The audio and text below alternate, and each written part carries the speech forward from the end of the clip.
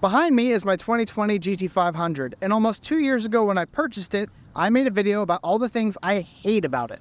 And man, y'all hated that video.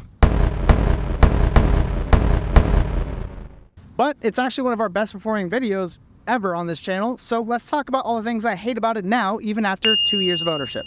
When I bought this GT500, one of my biggest gripes is the exterior just kind of looks like every other Mustang on the road, except for a few simple differences like this exclusive GT500 spoiler, and I added this rear exterior wing to kind of preference that yes, this is a GT500 and this only comes on the optional GT500 track pack. Now you might be thinking, HP, you're an idiot, probably, but this spoiler actually comes on the Mach 1 and so does this lower valence. Same exact parts on a car that costs almost $30,000 less than this one. And because I was tired of all the 5.0 and EcoBoost owners of putting the GT500 front end, I decided to at least put 500 on the license plate so people know, yeah, it's a GT500, not a 350, not a 5.0, not a EcoBoost, 500. In addition to that rear spoiler, I also put on these splitter wickies. Fuck, goddamn, what are they called? Splitty wickies? Splitty wickies. Splitter wickers?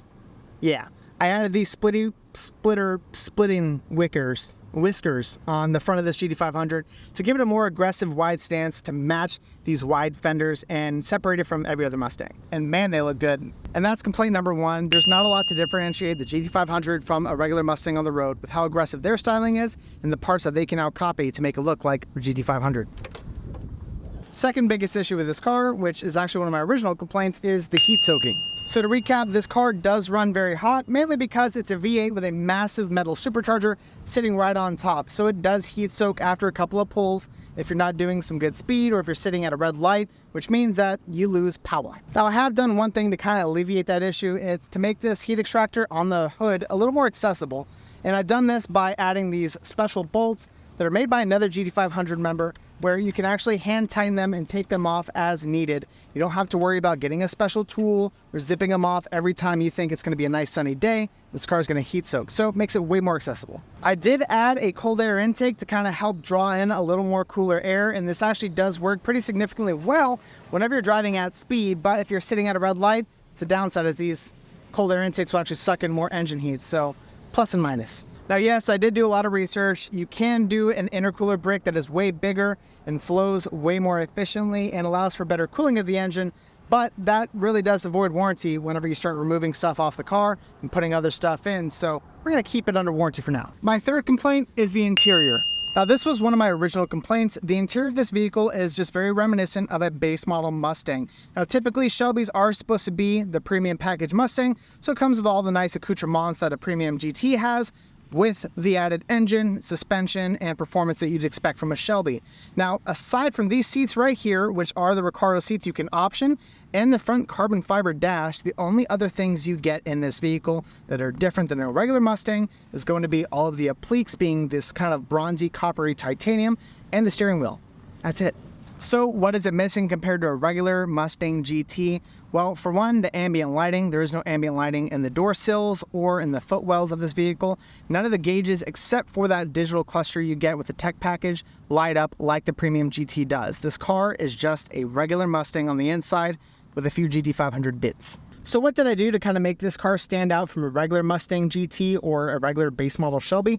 Well, for one, all of the carbon fiber on the inside, I've matched the same weave with this original carbon fiber dash. So this radio bezel, the center console stack, and parts of the door handles. Now, does this change a lot? Probably not. Maybe I'm a little bit faster because of all this lightweight carbon fiber, but it definitely does make me feel better because I spend 99% of my time when I drive this vehicle inside the vehicle. The other 1% is outside staring at it and drooling. But it makes me feel like I'm actually driving a Shelby GT500 and not just a regular base model Mustang. My fourth complaint about this vehicle is the wear and tear. When I purchased this vehicle almost 2 years ago, it had a light blemish right here, and I knew that this was going to be a trouble area. When I get in this vehicle, I have to be very careful about rubbing against this bolster because it's going to start delaminating, and sure enough, it still did, trying to keep that in mind. Now, I am technically 6 foot and 7.83 of an inch, and I'm very tall, and I'm not that heavy. I'm like a light 200 pounds on a good day. Yet this is still rubbing out and wearing like crazy, and it just looks like crap. There's no way that this car is only 2 years old with 12,000 miles and it's already wearing down. This car is 4 years old. Math is hard. It was new to me. Now, we all know cars are going to get rock chips, partly why the previous owner actually put a PPF on the front of this car to keep rock chips from happening, but the grille is getting chewed up to hell. Now, this is mainly just from road debris, rocks, bugs, small children smacking the front of this grille, but is there no way that, Ford and all their mighty wisdom could have made this a little more durable or a little more thick, or just make it out of plastic so you don't have to worry about it getting chewed up by rock bits? Now, I get it, this car does flow a lot of air in these areas because of all the coolers that it has on it, but truthfully, there's a way that they could have made this way more efficient without having to get all dinged up after only a couple years of ownership. Which brings me to my fifth complaint, the drivability of this car in drive modes. I do appreciate that Ford did include drive modes that you can kind of match your driving preferences with. And these drive modes do manipulate things like your suspension feel, your steering feel, your shifting, how often it shifts, how fast it shifts, and lastly, your throttle response and how much power output your car does put down. And they did include one drive mode called My Mode, where it kind of makes it your own profile. So all your exhaust, all your steering and suspension feels limited down a little bit just for everyday driving. You flick it into your mode. But the worst part about that is that you have to select it every single time you get in the car, no matter what. It always reverts back to the normal mode. And that's a huge pain. Every time I get in this car, I have to change the exhaust to match something that I want, which is track mode naturally. And there are some limitations. I can't do like a track mode suspension setup or the drag racing track mode suspension setup where it makes the rear end a lot more loose and allows the wheels to plant down. Yes, I do want that on the street sometimes. I want it to behave a certain way, but I can't do it under My Mode. I then have to go to either drag mode or I have to go to race mode. Now, all this stuff does matter because if I have to get in this car every single time and make it feel like my car and not like the normal mode, it really sucks. Another component of the drive modes is the exhaust settings. Because this vehicle doesn't say what exhaust setting you were last in, anytime you get in the car, it's going to revert back to the normal setting. And when you do the remote start in this vehicle, it is very loud.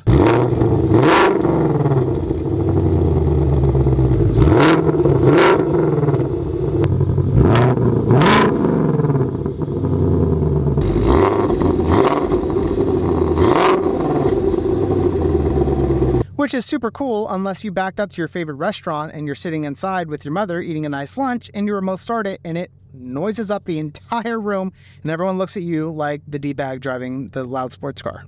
Or in a more applicable setting, whenever I'm pulling into my house at nighttime and I have it in quiet mode to not disturb my neighbors, I would like for it to memorize that whenever I leave the house, it stays in quiet mode. It doesn't revert back to normal and make a super noisy startup.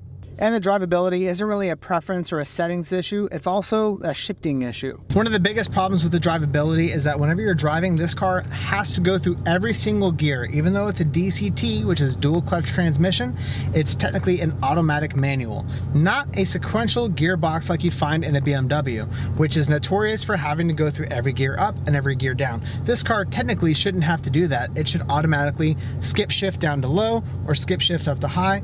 It still has to go through every single gear, and drivability wise it sucks. You're constantly jerking around. Let me show you. So I'm driving along, I'm in sport mode, so I'm gonna go ahead and let it shift. Third gear, fourth gear, give me fifth. So now I'm gonna go ahead and come to a complete stop and it's gonna go through every gear way more aggressive.